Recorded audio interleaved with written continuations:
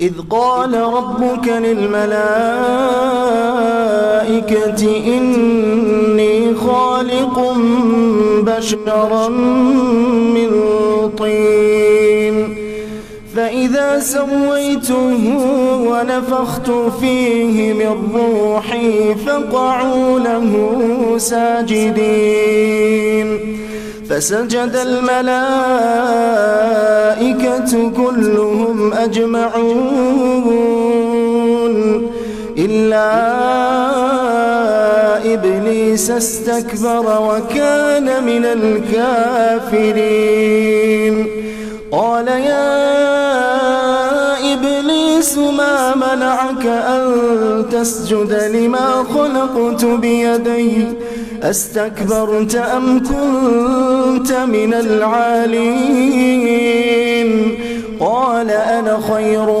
منه خلقتني من نار وخلقته من طين قال فاخرج منها فإنك رجيم وإن عليك لعنتي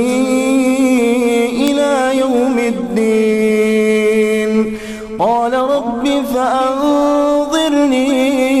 إلى يوم يبعثون قال فإنك من المنظرين إلى يوم الوقت المعلوم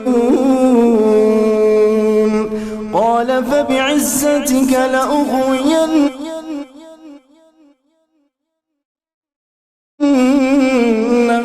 أجمعين إلا عبادك منهم المخلصين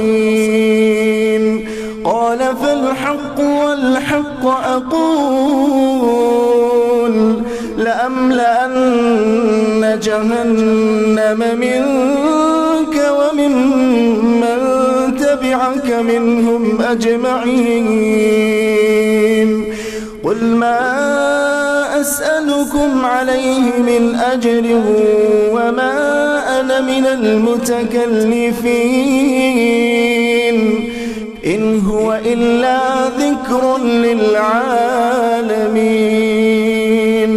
ولتعلمن نبأه بعد حين